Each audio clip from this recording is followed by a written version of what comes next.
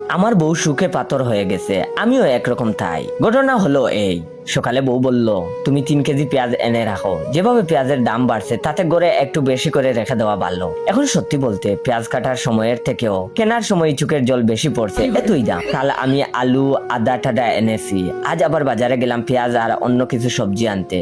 একটা বড় বাজারের ব্যাগ আছে, সেটাই নিলাম। বাজারে গিয়ে যার কাছে পেঁয়াজ নেই তাকে 3 কেজি পেঁয়াজ দেওয়ার কথা বললাম।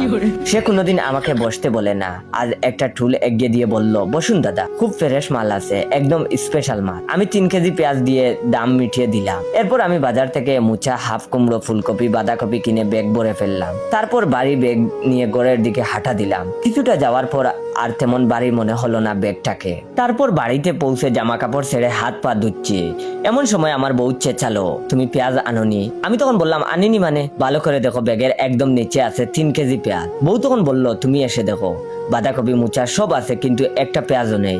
আমি তখন দৌড়ে গিয়ে দেখলাম সত্যি তাই, ব্যাগে একটাও পেঁয়াজ নেই। আমি তখন বমকে গেলাম, এত দাম দিয়ে কিনলাম কিন্তু গেল কোথায়? ভালো করে দেখতে গিয়ে আবিষ্কার করলাম ব্যাগের নিচে একটা ফুটো, নিশ্চয়ই ইঁদুরের কাজ।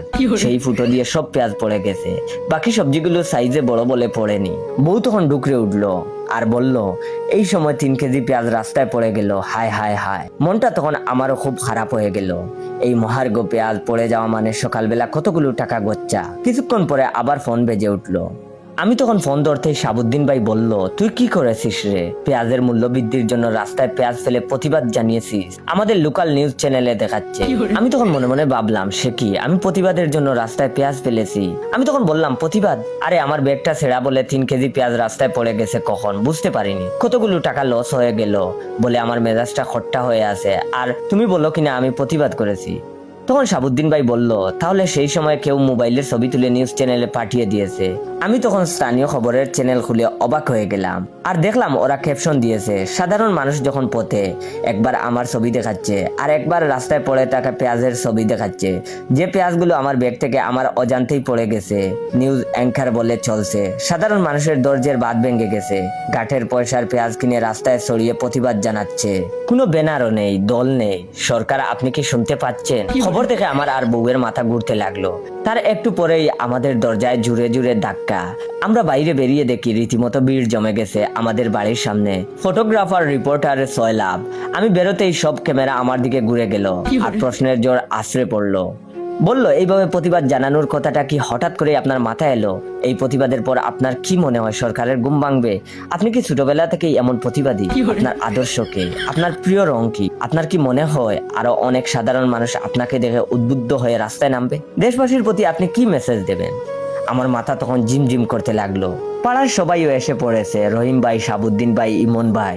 এদিকে শহরের নাগরিক মঞ্চের কয়েকজন প্রতিনিধিও এসেছেন। তখন শাহাবুদ্দিন ভাই তাদের ভিড় কাটিয়ে আমার কাছে নিয়ে এলেন। তারা আমাকে অভিনন্দন জানালেন। একজন বললেন আপনি এই শহরের গর্ব, আপনি আমাদের সিলেটের গর্ব, আমরা আপনাকে সংবর্ধনা দিতে চাই। কিন্তু এখন হলে সভা করে সংবর্ধনা দেওয়া যাবে না, তাই ফেসবুকে লাইভের মাধ্যমে দেব। এই সময় একটা পুলিশের গাড়ি এসে দাঁড়ালো আমার বাসার সামনে। একজন পুলিশ অফিসার নেমে সাংবাদিকদের উদ্দেশ্য করে বললেন এই প্যান্ডেমিকের সময় এক জায়গায় এত ভিড় করবেন না প্লিজ। তারপর তারা আমার দিকে তাকিয়ে বললেন আপনি রেডি হয়ে নিন, আমাদের সঙ্গে যেতে হবে, জেলা প্রশাসক আপনার সঙ্গে কথা বলবেন। আমি তখন মনে মনে বললাম ও আল্লাহ, এবার জেলা প্রশাসক। তারপরে আমি জেলা প্রশাসকের কাছে গেলাম। জেলা প্রশাসক সাহেব আমার সঙ্গে খুবই ভালো ব্যবহার করলেন। বললেন আপনি যেভাবে একাই অহিংস উপায়ে প্রতিবাদ জানিয়েছেন তা অত্যন্ত প্রশংসাযোগ্য। পেঁয়াজের দাম কমানোর জন্য সর্বোত্তভাবে আমরা চেষ্টা করব।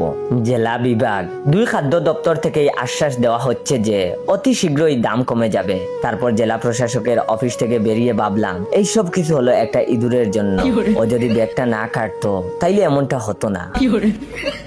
তখন আমি কচি ছিলাম, মুরগির রক্ত দিয়ে ক্রাশকে একটা চিঠি লিখে তাকে পটাতে সক্ষম হলাম। দুমসে প্রেম চলছে আমাদের। একদিন গার্লফ্রেন্ড পাঞ্জাবি পরে দেখা করতে বলল। আমি পাঞ্জাবি পরে একটা দৌড় দিলাম পার্কের উদ্দেশ্যে।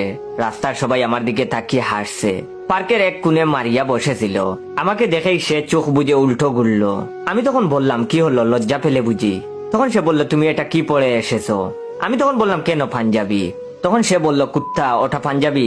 আমি তখন বললাম গালি দেও কেন? তখন সে আবার বলল নিজের দিকে তাকাও, সি তুমি এত নীচ। আমি আহমক হয়ে গেলাম। আশ্চর্য, এভাবে বকা দেওয়ার কি আছে?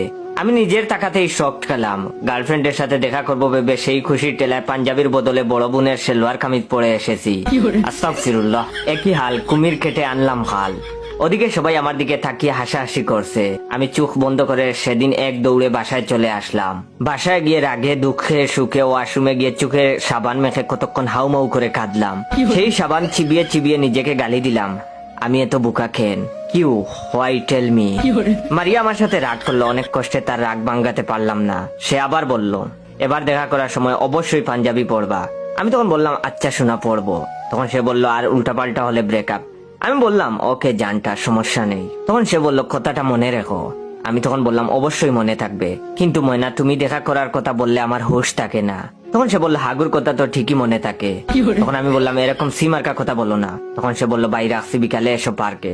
আমি দেখা করার কথা শুনে অতি আনন্দিত হলাম। আনন্দে আত্মহারা টাইপ অবস্থা।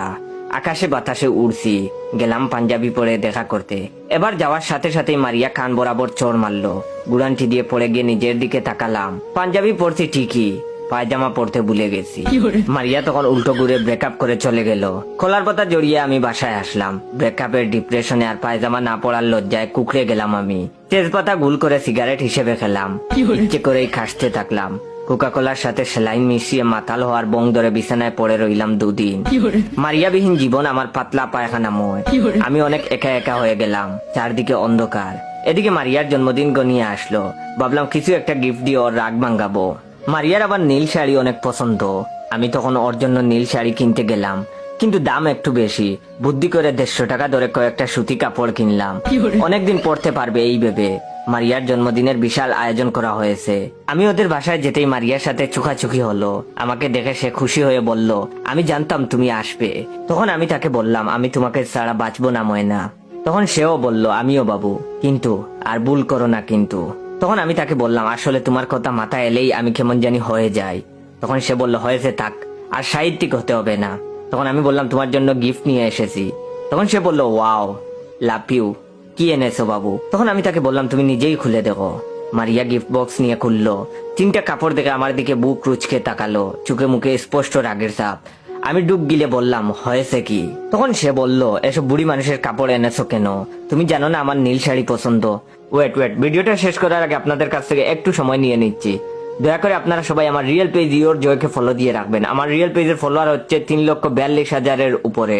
তো সবাই দেখে শুনে রিয়েল পেজ ফলো দিবেন। এন্ড রিয়েল পেজ থেকে ভিডিওটা দেখলে বেশি বেশি করে শেয়ার করে দিবেন, যাতে করে আপনার শেয়ারে অন্যরা ভাইয়ের রিয়েল পেজটা পায়। তখন আমি তাকে বললাম, নীল শাড়ির অনেক দাম, তাই ভাবলাম কয়েকটা কাপড় নিয়ে যাই। বিয়ের পর এগুলো অনেকদিন পরতে পারবা, আর দামও কম। মারিয়া তখন কাপড়গুলো আমার মুখের উপর ছুঁড়ে মেরে বলল, গুষ্টি কিলাই তোর বিয়ের, হারামজাদা তোর লগে ফাইনালি ব্রেকআপ। আমার নরম মনে গরম সেকা দিয়ে মারিয়া চলে গেল। আসার সময় হুচট খেয়ে পড়ে গিয়ে পায়ে ব্যথা পেলাম। কলিজার ব্যথা আরো বড় ব্যথা। নিজেকে শান্ত করার চেষ্টা করছি, পারছি না। ইচ্ছে করেই বারবার চোখে হাত দিয়ে কান্না করছি। রাস্তার মানুষ আজ দেখুক এক ব্যর্থ প্রেমিকের আর্তনাদ। মারিয়া কেন সেকা দিল, এর জন্য আমি করব প্রতিবাদ।